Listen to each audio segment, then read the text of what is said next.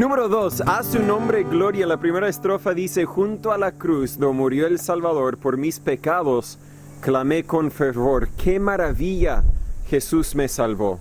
A su nombre gloria. No hay mayor maravilla de la maravilla de que Jesús, siendo Dios, siendo perfecto, se ofreciera para morir por un vil pecador como tú y yo. Himno número 2.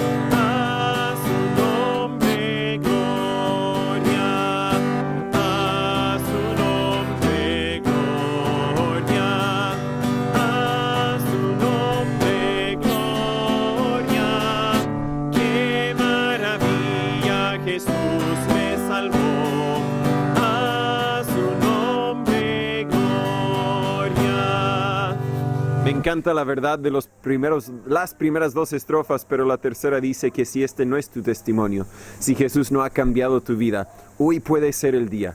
Allí de Dios hallarás el amor. Hermano Juan Carlos, si puede, diríjanos en un momento de oración, por favor. Padre,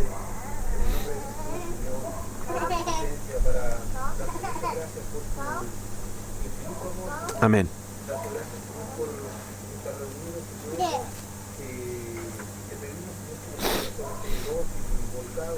para escuchar tu palabra, para cantar los cánticos de alabanza, Señor, en adoración a usted, Señor. Gracias, Señor, porque podemos estar aquí, Señor, esta oportunidad de escuchar, Señor. Sí, Señor. Cada momento, Señor, tratando de aprender y ser más transformado por el poder de tu palabra, Señor. Sigue guiando, Señor, sigue transformando, sigue, Señor, ayudando a hacer un testimonio para que tu palabra pueda ayudar a más personas que puedan recibir la salvación tuya. Sí, Señor. Muchas gracias, Jesús. En el nombre del Padre, del Hijo y del Espíritu Santo. Amén. Amén. El 155, en un momento vamos a estudiar la responsabilidad o la misión de la iglesia, y siempre es bueno recordarnos de que tenemos tiempo limitado con que trabajar. Pronto la noche viene cuando nadie puede obrar, dice Jesús en Juan 9:4. 155.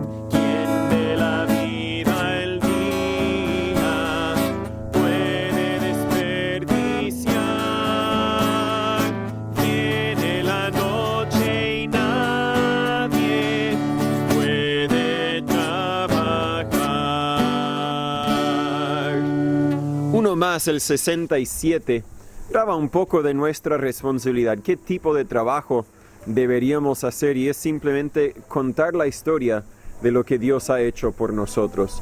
Himno número 67, grato es decir la historia del celestial favor, de Cristo y de su gloria, de Cristo y de su amor. Himno número 67.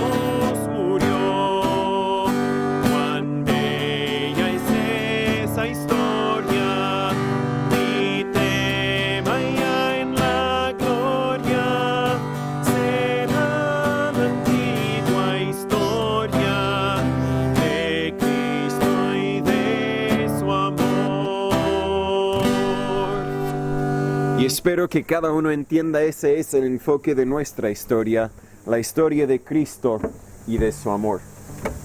Vamos a tomar nuestras Biblias y vamos a ir al libro de Primera de Mateo, capítulo 3. Debería conectarme todo esto antes de empezar para no perder tanto tiempo, pero no soy tan sabio. Primera de Timoteo, capítulo 3. Estamos estudiando estas cartas pastorales, se conocen en cierto sentido, porque Pablo las escribió a distintos pastores, Timoteo siendo uno, y después de Primera de Timoteo, claro, viene Segunda de Timoteo. También podemos estudiar el libro de Tito.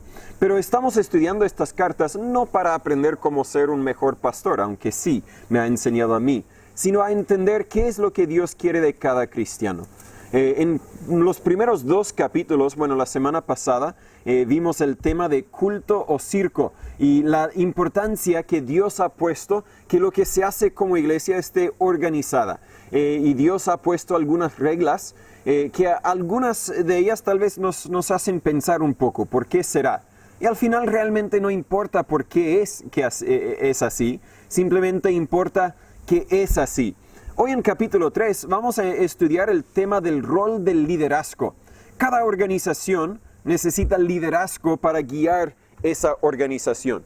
Y Dios ha establecido liderazgo para su iglesia también. Sabemos que Jesús es el jefe, es la cabeza de cada iglesia, pero también entendemos que Dios ha establecido algunos otros líderes humanos para ayudar en liderar a la iglesia. Este capítulo nos va a detallar algunos requisitos de esos líderes y nos haría muy bien, sería importante, diría mejor, hacer caso a los requisitos de Dios. No son recomendaciones tanto como requisitos. La Biblia dice en versículo 1 de 1 de Timoteo capítulo 3, palabra fiel, si alguno anhela obispado, buena obra desea, pero es necesario, otra vez esto no es una recomendación, sino un requisito, es necesario que el obispo sea irreprensible, marido de una sola esposa, vigilante, templado, decoroso, hospedador, apto para enseñar. Girls, try to whisper, please, okay? I want my voice to be heard and not yours. No dado al vino, no rencilloso, no codicioso de ganancias deshonestas, sino moderado, apacible, ajeno de avaricia. Se escucha bien, pastor. Se escucha con este, no con el otro. En fin, sigo leyendo. No, pero usted, la voz se escucha bien. Gracias. No sé si normalmente. Bien, si en algún momento no se escucha, me hacen señas, ¿verdad?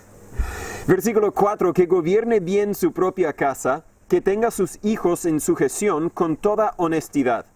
Porque el que no sabe gobernar su propia casa, ¿cómo cuidará de la iglesia de Dios? No un neófito, no sea que envaneciéndose caiga en condenación del diablo. También es necesario que tenga buen testimonio de los de afuera, para que no caiga en descrédito y en lazo del diablo. Los diáconos asimismo deben ser honestos, sin doblez, no dados a mucho vino, no amadores de ganancias deshonestas, que tengan el misterio de la fe con limpia conciencia, y estos también sean primero puestos a prueba, y luego ejerzan el diaconado si fueren irreprensibles. Sus esposas asimismo sean honestas, no calumniadoras, sino sobrias, fieles en todo.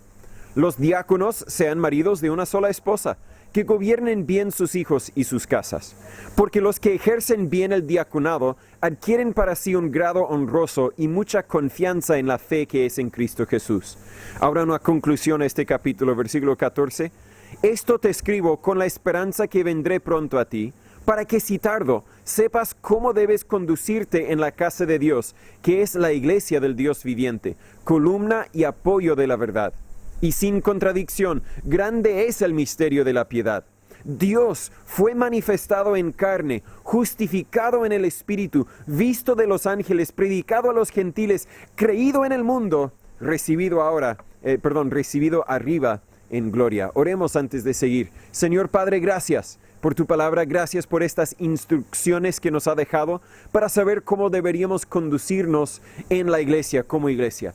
Señor, ayúdanos a todos a entender las verdades de tu palabra, ayúdanos a confiar en ti y ayúdanos a seguirte a ti en todo lo que hacemos, todo lo que decimos. En el nombre de Jesús se lo pedimos. Amén.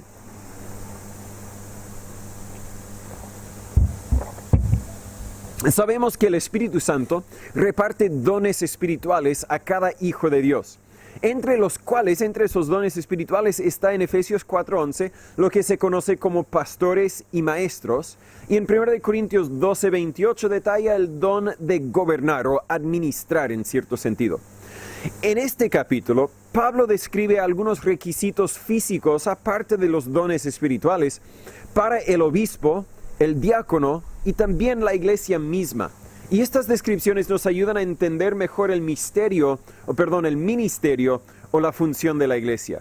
En los primeros 7 versículos de capítulo 3 hemos leído los requisitos del pastor.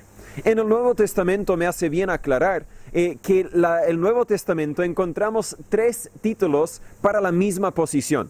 Encontramos aquí en este versículo 1, si alguno anhela obispado. Así que entendemos el título de obispo, que igual en algunas iglesias se ocupan hoy día, y más bien se refiere a la necesidad de organizar, la necesidad de delegar responsabilidades a distintas personas dentro de la iglesia.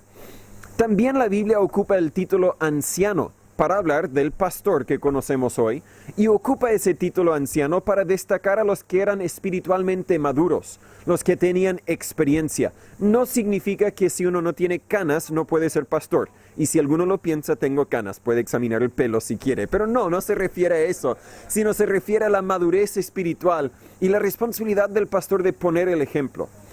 También encontramos, por último, en Tito 1, capítulo 5 y versículo 7, encontramos el título de pastor, que se refiere al que cuida y guía a la grey de Dios. Tal como un pastor de ovejas debe cuidar las ovejas, debe guiar las ovejas, debe proveer para las necesidades de las ovejas. En ese sentido, el pastor también tiene que cuidar, guiar y proveer para las necesidades de los miembros de la iglesia.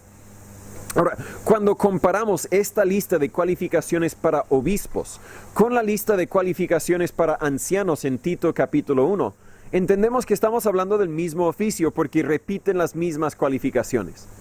La organización en los primeros siglos, la organización de la iglesia en los primeros siglos era muy sencilla. Tenían pastores, tenían diáconos y tenían todos los otros miembros. No delegaban tantas cosas como maestros de escuela dominical, encargado del aseo, y no, simplemente tenían pastores, tenían diáconos y tenían el resto de los miembros. Parece que casi todas las iglesias tenían varios ancianos o pastores en su liderazgo, con algunos tal vez enfocados o especializados principalmente en la administración y otros principalmente en la enseñanza. A la vez es importante destacar que las iglesias en el Nuevo Testamento casi todas tenían cientos o miles de miembros. Y se imagina si tuviéramos cientos de miembros, yo no puedo visitar a todos, necesito ayuda. Y por lo tanto, la gran mayoría, tal vez todas las iglesias que encontramos en la Biblia, tenían no tan solo a un pastor, sino varios pastores para dividir la obra de cuidar la grey de Dios. Pero estos hombres, los pastores, tanto como los diáconos, tenían que cumplir con ciertos requisitos. Y era bueno que un creyente deseara el oficio del obispo, como dice en versículo 1, pero era esencial, es necesario, dice versículo 2, que desarrollase su carácter cristiano y que cumpliera con estos requisitos. El ser pastor es algo serio y no es un tema ligero. Aquí encontramos, de hecho, si los contó, y vamos a repasarlos en breve, 16 requisitos para un pastor. Si usted busca requisitos para un conductor de camiones, no creo que va a encontrar 16 requisitos. Va a encontrar varios, sí. Tal vez requisitos de educación, requisitos de antecedentes, requisitos de licencia de conducir y algún otro conocimiento. Pero la Biblia pone muchos requisitos para el pastor a propósito. Primero, en versículo 2 encontramos el requisito de ser irreprensible. Y eso literalmente significa nada para agarrar. Es decir, no debe haber nada en su vida, la vida del pastor, que podría ser usado para criticar a la iglesia. Siempre va a haber gente que quiere acusar. Siempre va a haber gente que quiere criticar. Pero irreprensible significa que si ustedes escucharan una acusación en mi contra, al tiro dijeran imposible porque yo conozco a Natán, él nunca haría tal cosa. Mientras que hay otras personas en el ministerio que si alguien les acusara de comportarse inapropiadamente con una mujer, digamos, todos dirían, wow, ¿de verdad es posible? No es irreprensible. No obstante, si él de verdad cruzó la línea o no, su forma de conducirse demuestra que no es irreprensible. Luego dice marido de una sola esposa. Y de hecho, entre semana tuve la oportunidad de hablar con alguien acerca de este requisito, porque es un requisito muy conversado con varias perspectivas. Pero voy a hacer lo mejor que puedo para interpretar lo que Dios quiso decir cuando dijo marido de una sola esposa.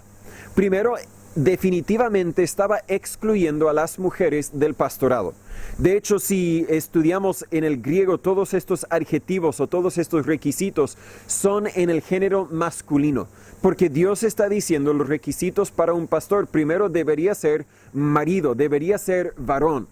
Pero más que eso, y podemos destacar que Dios tiene una función importante también para las mujeres en la iglesia, como vimos la semana pasada. Pero no es el ser pastor. Ahora entendemos también que la cultura aquí muchas veces refieren a la esposa del pastor como pastora. Y cuando alguien dice a Christine pastora, entendemos lo que quiere decir, no nos ofendemos, no se preocupe. Pero la Biblia claramente destaca que el pastor debería ser un varón. Pero creo que este dicho va más allá de eso. Sin duda también estaba prohibiendo la poligamía, prohibiendo lo que en algunas sectas, algunas organizaciones religiosas antes tenían la práctica de permitir y hasta animar, promover la idea de que un varón podía tener 2, 3, 4 esposas. ¿Por qué no? Bueno, ¿por qué no? Porque Dios dijo que debería ser un varón con una esposa, con una mujer. No una con varias, ni una con varios. No, un marido, una mujer. Claramente prohibida la poligamía. Pero también puede ser que estaba excluyendo del obispado a los que se habían divorciado y casado con una segunda mujer. ¿Por qué? Porque la Biblia dice que el matrimonio debería ser por siempre. Y hablamos, es otro tema para otro día, pero cuando un hombre y una mujer se unen en matrimonio, la Biblia dice que esta unión no debería separarse nunca. Y aunque como seres humanos hemos desarrollado leyes para la separación, para el divorcio, en los ojos de Dios, ese varón todavía pertenece a esa mujer y esa mujer todavía pertenece a ese varón. Por lo tanto, si el varón o la mujer va y se casa con otra, en los ojos de Dios, en cierto sentido, no es igual, pero en cierto sentido es poligamía, porque ya pertenece a esta mujer y ahora se va y va a pertenecer con otra mujer. Entonces, bien puede ser que la Biblia estaba excluyendo con este requisito, excluyendo del pastorado los que habían sido divorciados. A la vez, bien puede ser que, bueno, el dicho en el griego literalmente significa varón de una mujer. Así que bien puede ser que se refería a la necesidad de que el pastor casado debería ser fiel a la mujer con quien está casado. Vemos otros requisitos aquí que podrían excluir a un pastor divorciado sin tener que usar este requisito. Por ejemplo, si el pastor se divorció hace 5 años porque hace 5 años él maltrató a su esposa, ya vimos el primer requisito, irreprensible. Ya no es irreprensible, especialmente si los vecinos conocen el testimonio de lo que sucedió ahí y oye, ahora lo tienen como pastor, ese sinvergüenza que dejó explico la idea, ya no es irreprensible. Y más adelante vamos a ver otros requisitos que deberíamos usar en examinar el tema del divorcio. Pero cuando vemos los otros requisitos, cada otro requisito podría ser cambiado. Por ejemplo, irreprensible. En este momento uno puede ser reprensible. No vive la vida digna de ser pastor. Pero 5 o 10 años más adelante, claro, ahora sí tiene buen testimonio. Cambió el tema. Todo lo demás, si no cumple hoy, en el futuro podría cumplir. Entonces no creo que Dios estaba específicamente excluyendo a los divorciados con este requisito. Sin embargo, yo diría, a mi parecer, mi opinión, que uno recién divorciado o recién recasado tal vez debería estar descualificado. ¿Por qué? Porque tiene que acomodar su vida personal antes de poder liderar la iglesia. Cuando se acomode bien en su vida personal, ahí podríamos considerarlo, examinarlo. Si el divorcio ha sido hace 5 o 10 años, no es automáticamente una descualificación. En mi opinión, estoy compartiendo mi opinión y quiero destacar que no es necesariamente lo que Dios quería comunicar ahí. El tercer requisito dice vigilante. Eso significa consciente y sensible. Uno que no se descontrola en las decisiones que toma. Al hablar del tema de la propiedad y el desalojo, hay muchas decisiones no espirituales que yo he tenido que tomar.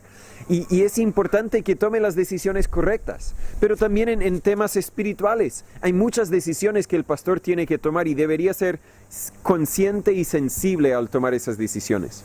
Dice templado, estos todos están en versículo 2. Y eso significa que debería ser serio en su trabajo. De las iglesias que nos apoyan en los Estados Unidos, hay como 70 iglesias. Y pudimos visitarlas y pudimos conocer a pastores. Y no lo digo para criticar, pero se me viene a la mente un pastor que no era muy templado. No hablaba casi nada en serio. Todo lo que quería decir lo decía en chiste o lo decía de una forma sarcástica. Era así con su familia y era así con la iglesia, y yo creo de consecuencia la iglesia sufría.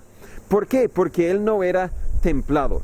Ahora, no es decir que un pastor no puede tener humor, sino que entiende la importancia de lo que es importante y no se porta como niño, especialmente como pastor. También conozco un ex pastor, ex misionero, que cuando fuimos a un campamento de la iglesia, el pastor bajó los pantalones de un niño de unos 5 años. Un pastor no debería portarse así.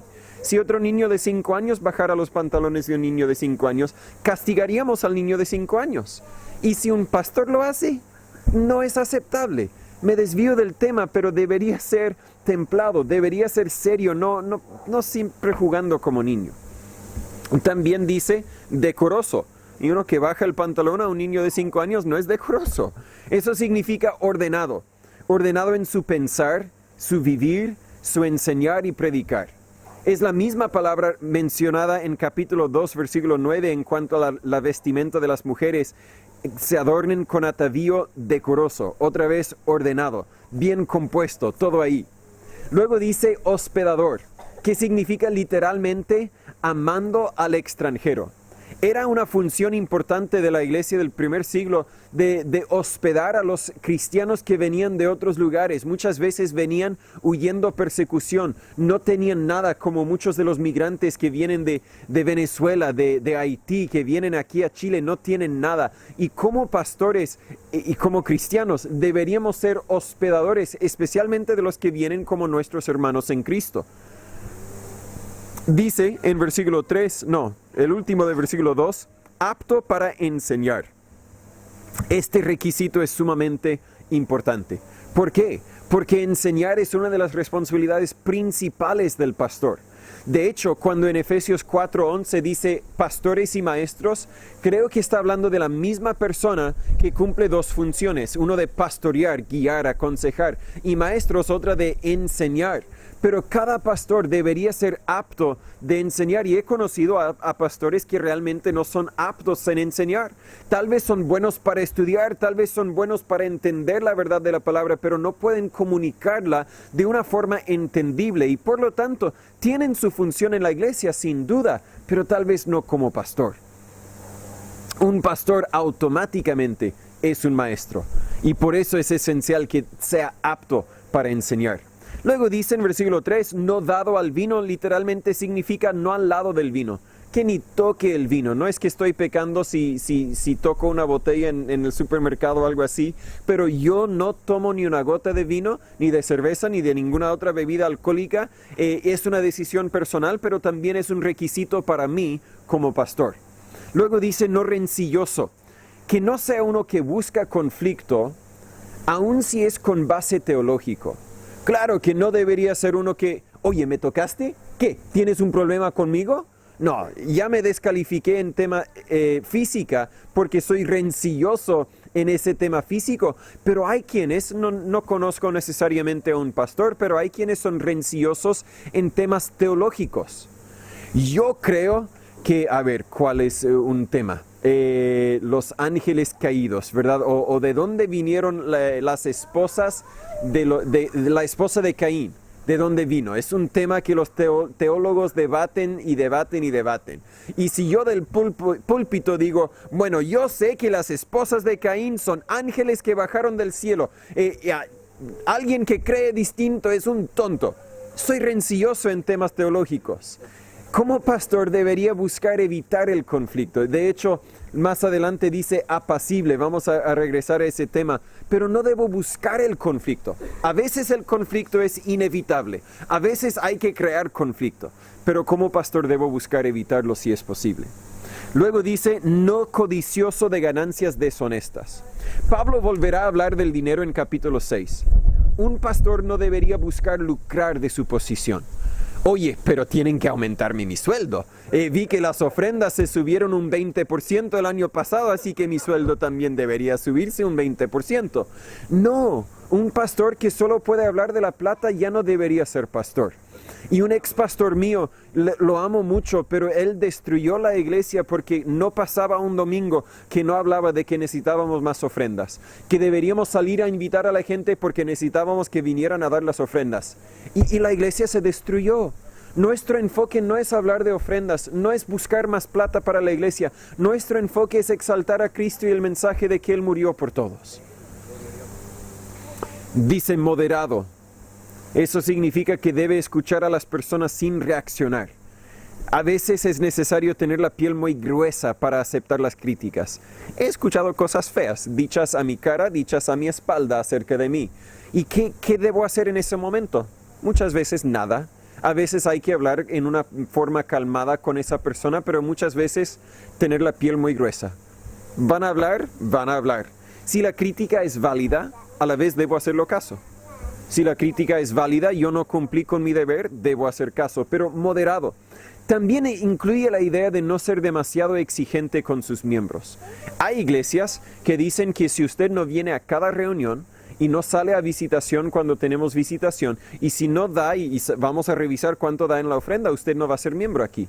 Eso no es moderado. Deberíamos aceptar a cada persona que quiere venir tal como están. Bienvenido, bienvenido. Debería ser también apacible.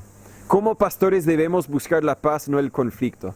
A veces, como dije, el conflicto es inevitable. Si evitamos el conflicto, especialmente cuando es un problema entre los hermanos, va a causar daño. Me acuerdo todavía cuando recién habíamos empezado y habíamos invitado a algunas personas el día anterior y ese domingo llegó una familia. Genial, llegaron. Pero durante mi predicación, yo hice una pregunta acerca de una palabra. Nadie de los que, aparte de mi familia, nadie de los que están aquí estaban ahí ese domingo. Yo pregunté acerca de una palabra, el significado de flaite. ¿Siempre tiene un significado negativo o puede uno hablar de una persona como flaite sin ser un insulto? Y de las personas que estaban conmigo, alguien dijo siempre es un insulto y el otro dijo no es un insulto. Y empezaron a argumentar en el sentido de que yo no podía decir nada, porque estaban argumentando, debatiendo, se desvió todo el tema y aquí están las visitas. Jamás volvieron. Jamás volvieron. A veces el conflicto es inevitable. A veces tengo que decir, cierren la boca por favor. No lo dije, lo hubiera dicho. En fin, espero que esas personas hayan madurado, hayan crecido. Algunos de ellos ya ni están con nosotros, pero a veces el conflicto es inevitable, pero debería buscar evitarlo en lo posible. Dice otra vez en versículo 3, ajeno de avaricia. Esta palabra se refiere específicamente al dinero, es decir, no debería codiciar dinero. Primero, ganancias deshonestas. Ahora estamos hablando de cualquier forma de dinero. Si uno siempre, es que, ¿sabe? No puedo salir a visitar ahora porque me salió una peguita. Bueno, si no tengo para dar de comer a mi familia es otro tema. Pero si tengo dinero y simplemente quiero más y así soy negligente en mis responsabilidades como pastor, algo está mal conmigo. Se refiere específicamente al deseo de dinero, pero también podría incluir otras cosas como la popularidad, tener un templo hermoso, ser más conocido, etc. No, ese no debería ser mi motivo.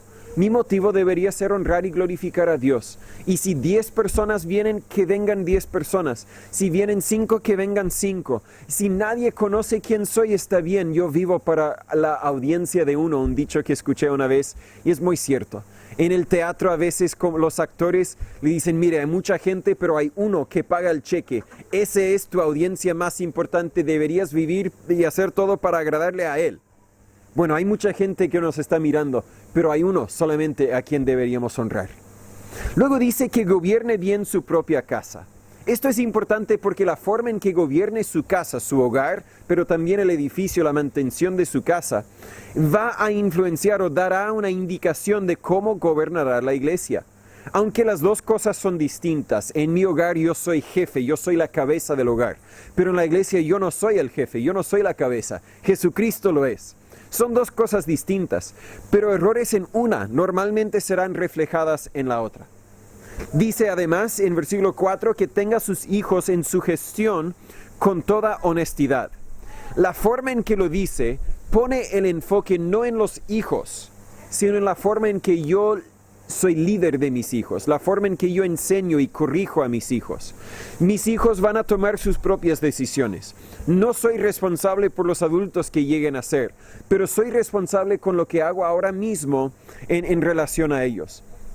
Si ellos, por ejemplo, bueno, no voy a usar nombres, pero si uno pega al otro y sale corriendo y yo digo, mire mi hijo, algo está mal, hay pecado y yo no hice nada para corregir el pecado. Si ellos hacen algo y les grito simplemente, algo está mal. Si yo voy a gritar a mis hijos cuando se portan mal, lo más probable es que voy a gritar a los miembros de la iglesia cuando hacen algo que no deberían. Debo gobernar bien mi propia casa y tener mis hijos en su gestión. Dice además, no un neófito. En versículo 6, no un neófito. Y eso literalmente se traduce no uno recién plantado o un cristiano nuevo. No se refiere a límites de edad. Bueno, mínimo tiene que tener 25 años. Y muchos me dijeron cuando empezamos, oye, eres tan joven. A veces todavía me lo dicen, pero parece que con 4 hijos saben que ya no soy tan joven. Pero, ¿dónde estaba? En el neófito. No se refiere a límites de edad, sino a la necesidad de haber crecido espiritualmente antes de ser pastor.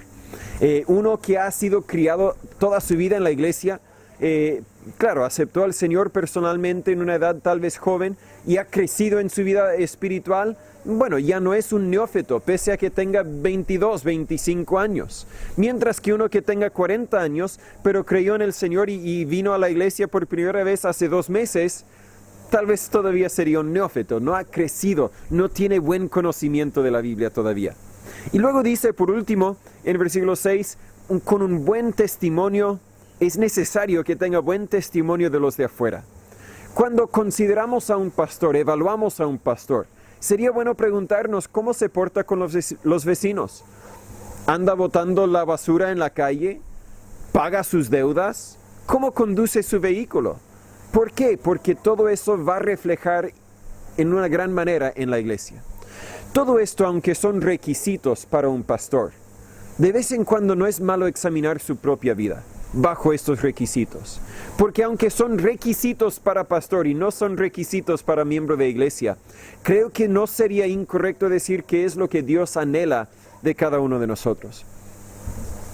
Ningún pastor se siente perfecto en todas estas áreas, así que ore por su pastor, por favor, porque ser pastor no es fácil, pero es mucho más fácil cuando uno tiene el carácter que el rol demanda, y espero tenerlo. Número 2, también vemos los requisitos de los diáconos en versículo 8 al versículo 13. La palabra diáconos en el griego literalmente significa siervo. Y cuando un día tengamos un diácono, varios diáconos en la iglesia, su responsabilidad será servir. Los primeros diáconos están mencionados en Hechos capítulo 6 y eran ayudantes de los apóstoles o los pastores. Tal como en Hechos 6, los diáconos de hoy deberían encargarse de otros temas para que los pastores puedan enfocarse en el ministerio de la palabra, la oración y el cuidado espiritual de la congregación. Ahora somos pocos, ahora no hay diáconos. Yo hago todo en mucho sentido en cuanto a las necesidades espirituales y las necesidades físicas, pero bien puede ser que llegue el momento cuando tengamos un diácono a cargo de no sé, el aseo podría ser, la mantención del templo. Tal vez tengamos un diácono a cargo de mantener un registro de la membresía o un diácono a cargo de la tesorería y mantener el registro de las finanzas. Hoy esas responsabilidades no son muchas porque somos pocos, pero imagínese si seamos 200. Yo no podré hacerlo, tendremos que asignar a quien lo haga. Y para eso la Biblia ha destacado a diáconos que puedan servir en esos aspectos. Aunque los diáconos no tienen autoridad como los pastores, no son líderes en ningún sentido, igual tienen que cumplir con requisitos. ¿Por qué? Porque en cierto sentido representan a la iglesia de mayor forma que un miembro común. Muchos diáconos fieles de hecho llegan a ser pastores después de demostrarse fieles con sus responsabilidades de ese momento. ¿Por qué? Porque muchos de los requisitos también son parecidos a lo que vimos con los requisitos del pastor. Dice primero en versículo 8, deben ser honestos. es decir, con un carácter digno de ser respetado. Si uno no puede ser honesto, ¿para qué ser diácono? Tal vez incluso no debería ser miembro si no va a ser honesto en su comportamiento. Sin doblez, eso significa uno que es íntegro con sus palabras. No dice una cosa a una persona y luego otra cosa a otra persona, ¿verdad? Debemos ser sinceros, íntegros con nuestra comunicación. Puedes confiar en lo que dice. Luego dice, no dados a mucho vino. El viernes predicamos en Cañete y surgió el tema del vino.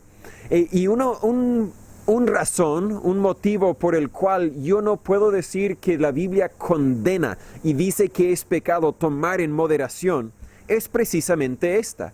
La Biblia expresamente dice que el diácono no debe ser dado a mucho vino. Significa que puede ser dado a poco vino.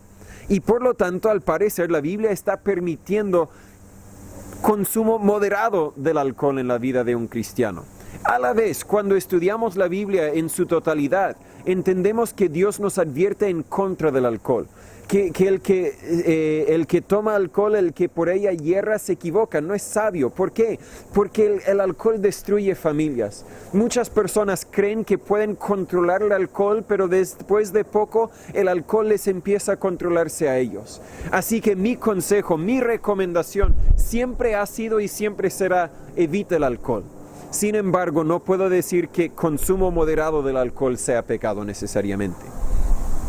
Dice, no amadores de ganancias deshonestas, tal como los pastores. Y es esencial para los diáconos porque muchas veces un diácono estará a cargo de las finanzas de la iglesia. Y si uno tiene el testimonio de siempre desear ganancias deshonestas, ¿cómo desear ganancias deshonestas? Mentir en la venta de un auto, por ejemplo. Claro, este auto no ha tenido ningún problema. El primer auto que yo vendí, un Yaris, 2006, no, era más nuevo que eso, 2009 tal vez. Tenía una ventana solar en el techo, pero chorreaba. Cuando llovía a veces no pasaba nada, y luego cuando otro día que llovía me subo al auto y el asiento está súper mojado. Cuando lo vendí, cada uno que venía a verlo, oye, mire, esto a veces cae poco, a veces cae mucho agua. Tiene un problema que hay que arreglar, no lo arreglé yo. Tengo que ser honesto, no puedo desear una ganancia, venderlo a mayor precio al ser deshonesto. También en los Estados Unidos, algunos saben, vivimos en una casa rodante cuando estuvimos allá y tuve que venderlo. Gracias a Dios, ayer lo vendimos por fin. Mucha gente vino a verla y siempre les encontraron algo que no les gustó y no lo compraron. Por fin ayer lo vendimos, gracias a Dios. Pero lo mismo, también tenía en la puerta, arriba de la puerta, a veces caía agua en gotitas. Nunca chorreaba, pero en gotitas. A veces llovía y no pasaba nada, otras veces llovía y caía agua. Tenía que ser honesto con eso. Ahora mi papá encontró, porque el reparatechos lo miró, no veo nada.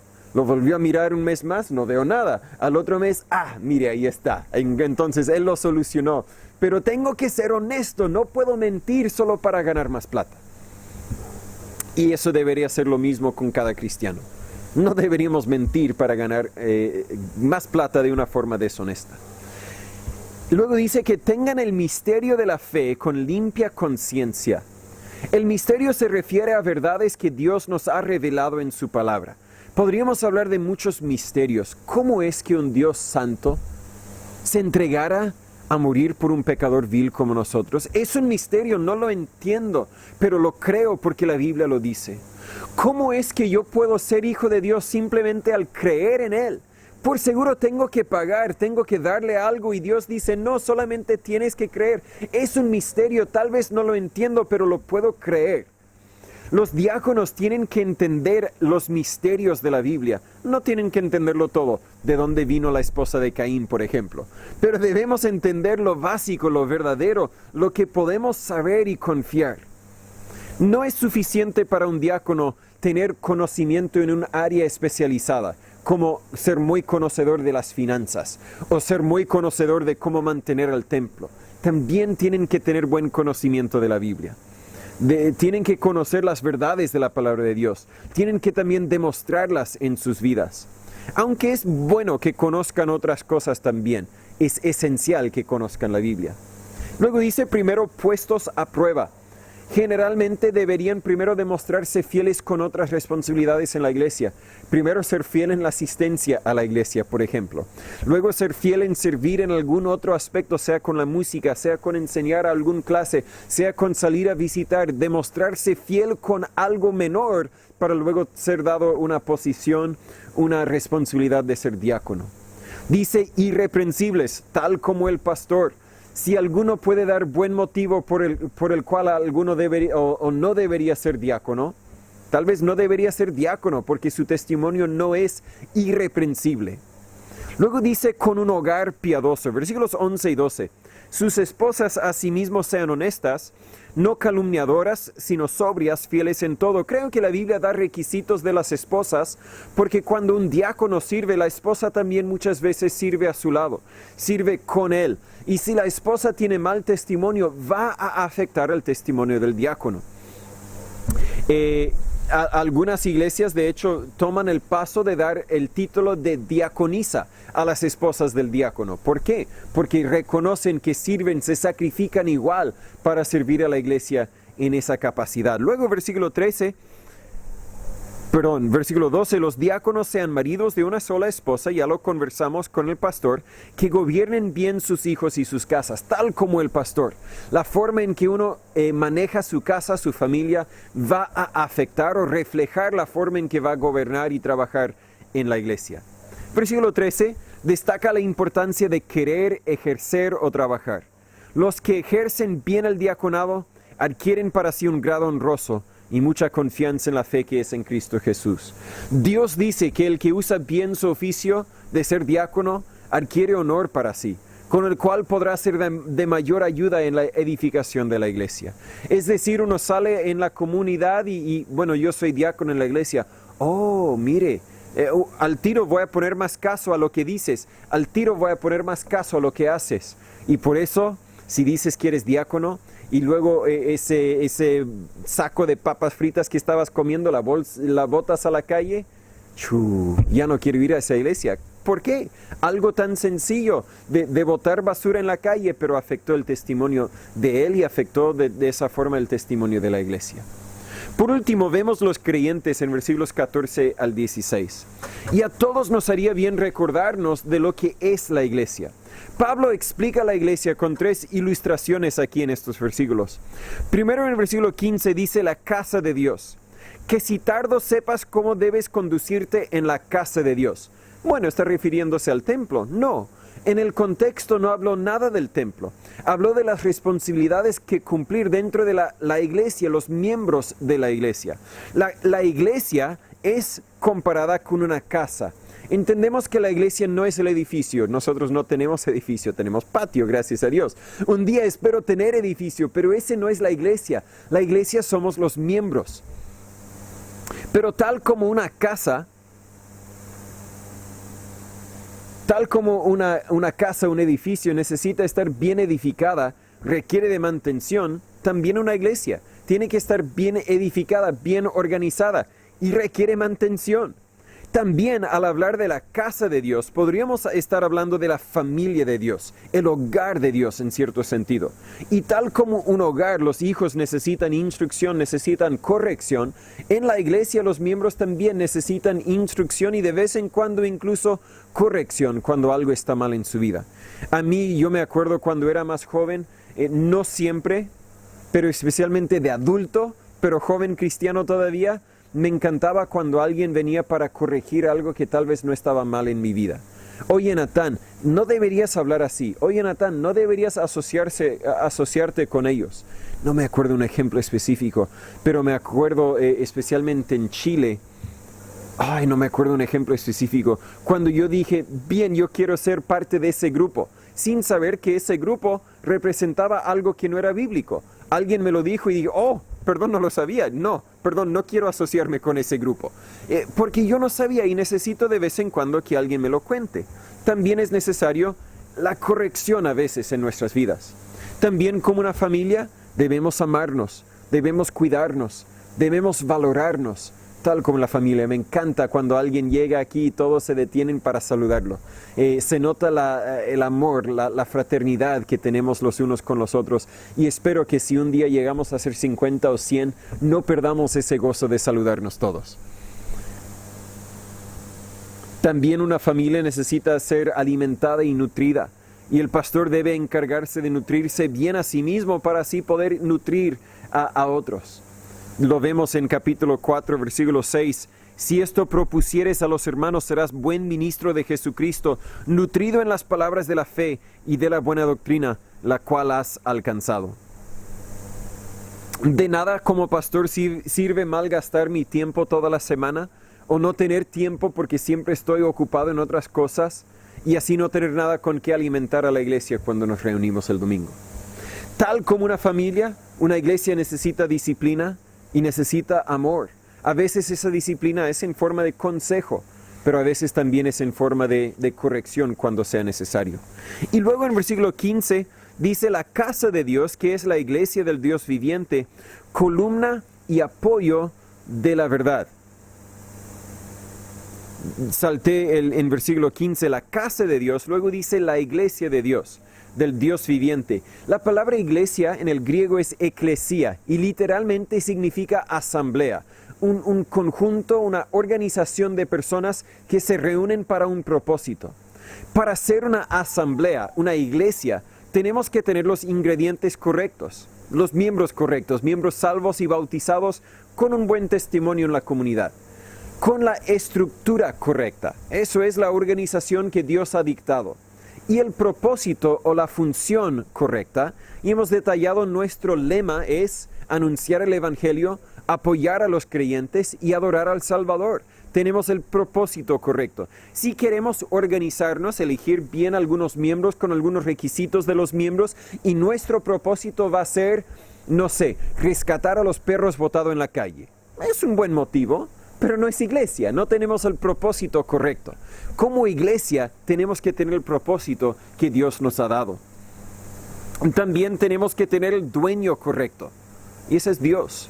Yo no soy el dueño, Dios es el dueño. Este no es la iglesia de Natán, es la iglesia de Jesucristo. Pablo quería que Timoteo supiese cómo conducirse como líder de esta asamblea en Éfeso. Y estas cartas pastorales que estamos estudiando son el mejor manual para un líder de una iglesia, de una asamblea de Dios. Luego dice columna y apoyo de la verdad. La iglesia es edificada en la verdad de la palabra de Dios. Jesús dijo en Juan 17:17, santifícalos en tu verdad, hablando a Dios su Padre, tu palabra es verdad. Pero también la iglesia es una columna, un apoyo de la verdad. Tal vez al decir columna se refiere a una imagen, como una estatua. Y sí, en ese sentido, la iglesia somos la imagen de la verdad. Somos la imagen de la Biblia. Hay un dicho que es cierto: tu vida es la única Biblia que algunas personas van a leer. Hay quienes en tu alrededor nunca van a tomar una Biblia para leerla, pero te ven a ti, saben que tú te identificas como cristiano y dicen, bueno, entonces eso es un poco lo que la Biblia dice. Si él anda enojado, bueno, así la Biblia dice que vamos a enojarnos. Pero si él se controla, bueno, la Biblia dice que no deberíamos enojarnos. O si él pide perdón cuando se enoja y dice algo que no debería, el cristiano se pide perdón. En cierto sentido, los miembros de la iglesia somos la representación de la verdad de la palabra de Dios. Pero al decir columna y apoyo de la verdad, eso se refiere a la fuerza de la columna, que la columna da para sostener lo que está arriba. Y lo que está arriba de nosotros, Cristo. No es que Cristo depende de nosotros, sino que nuestro enfoque debería ser el enfoque de Dios. Está detallada por nosotros en versículo 16. Sin contradicción grande es el misterio de la piedad. Dios fue manifestado en carne, eso es Jesús, que tomó carne, tomó cuerpo humano para poder venir y vivir entre nosotros. Fue justificado en el Espíritu, es decir, Dios aprobó, este es mi Hijo. Visto de los ángeles, predicado a los gentiles, esos somos nosotros. Creído en el mundo, los que hemos creído somos parte de eso también. Recibido ahora arriba en gloria, donde está Jesús ahora. Ese es el misterio y ese mensaje es nuestro mensaje. De conclusión, la iglesia, cada iglesia bíblica, cumple una función esencial aquí en la tierra. Estamos encargados con llevar el Evangelio a todo el mundo. Pero tal como un auto que tiene una función, nunca logrará esa función sin la organización correcta, ¿verdad? Las partes tienen que estar en su lugar correcto. Esta iglesia tampoco logrará nuestra misión sin la organización correcta. Por eso debemos siempre tener cuidado con él o los pastores que tengamos. Simplemente porque uno cumple con las cualificaciones hoy día, no quiere decir que siempre cumplirá con ellas. Y por eso vamos en febrero, no tal vez del púlpito, pero tal vez en oportunidades más individuales, vamos a regresar con un enfoque en la organización de nosotros como iglesia. No nos hemos organizado aún formalmente, espero en marzo hacerlo. Con los casos disparándose, el nuevo presidente puede venir y ponernos en cuarentena otra vez, entonces quiero organizarnos juntos antes de que llegue ese momento. Y vamos a volver a poner un enfoque en la Constitución que hemos desarrollado en conjunto. Pero la Constitución detalla que cada 5 años tenemos que reevaluar al pastor, incluyéndome a mí, para ver si cumple con los requisitos. Porque yo he conocido a pastores que en un momento cumplieron con los requisitos, pero en otro momento ya no cumplieron con los requisitos. Sin embargo, se mantuvieron como pastor. ¿Por qué? Bueno, él es nuestro pastor. Pero deberíamos examinarlo. Yo debería examinarme a mí mismo para asegurarnos de que es el varón que Dios quiere que siga liderando, siga guiando nuestra iglesia.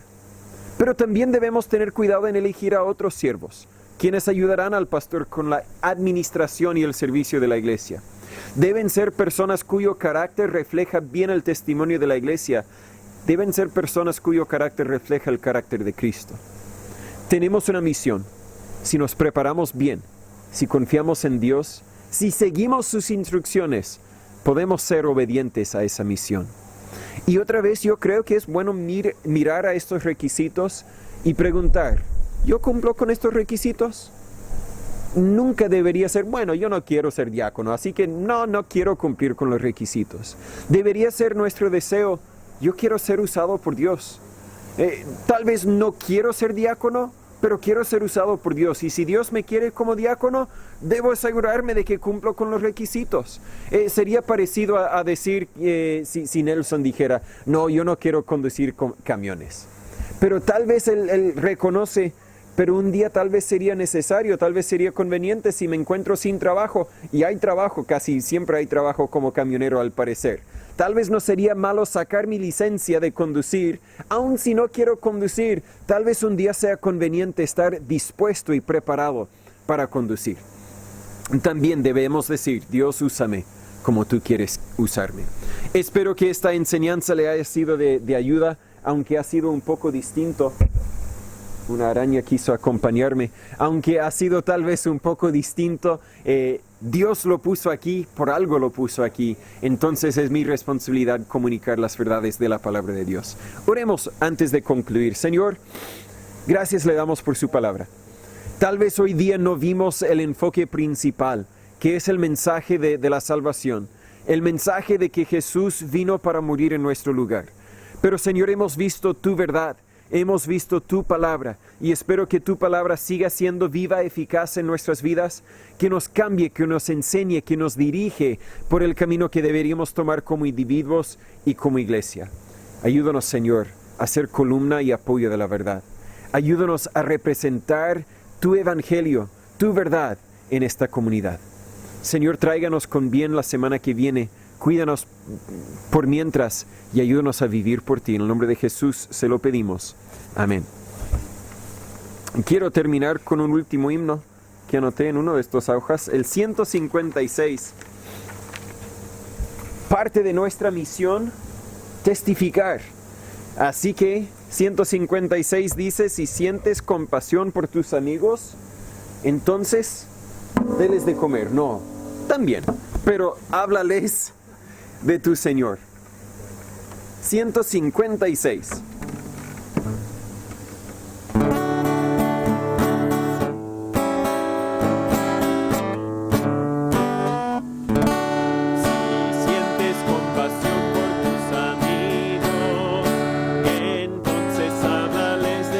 Señor, si sientes compasión por tus amigos,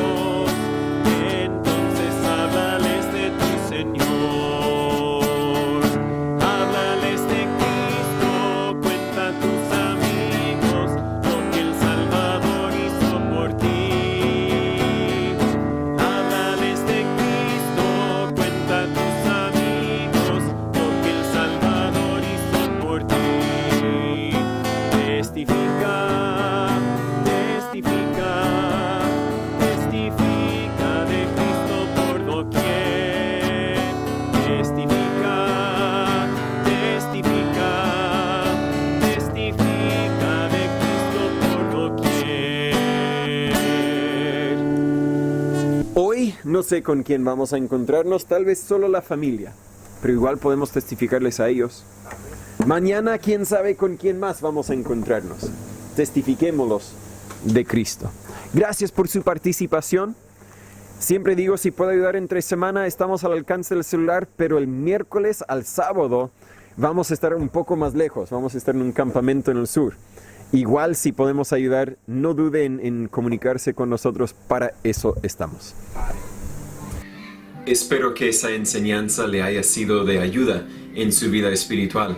Pero antes de que se vaya, quiero hablarle un poco acerca de otras oportunidades en la cual yo como pastor y nosotros como iglesia podemos ser de ayuda para usted, especialmente si vive aquí en San Pedro de la Paz o en Cañete, cerca de donde están nuestras ubicaciones.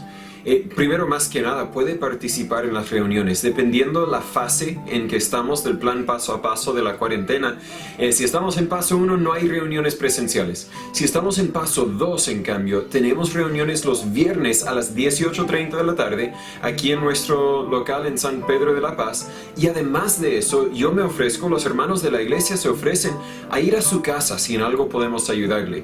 Y quiero hablar un poco, claro que en paso 3, en paso 4 y 5, también ofrecemos venir a su casa, pero quiero hablarle un poco por el momento acerca de las oportunidades que tenemos para ir a su casa.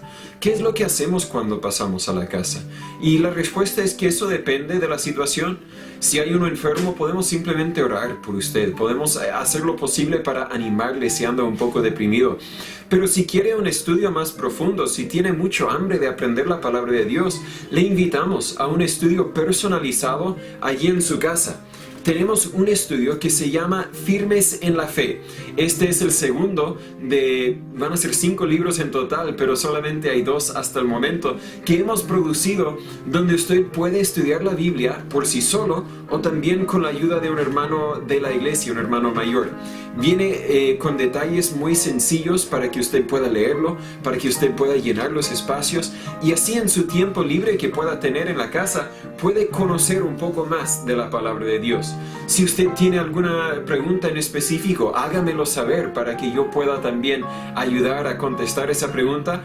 Y si tal vez está teniendo dificultades en su familia, en su matrimonio, con los hijos, si sufre de ansiedad o de alguna dificultad, la respuesta siempre es Dios. Y la respuesta siempre la podemos encontrar en la palabra de Dios. Así que sería un placer, un honor mío, de verdad, si usted me diera la oportunidad de contarle, de mostrarle por medio de la palabra de Dios cómo es que usted puede encontrar las respuestas que usted busca. Mis datos están aquí en la pantalla, solo hay que escribirnos un mensaje, llamarnos, en lo posible le ayudaremos. Muchas gracias.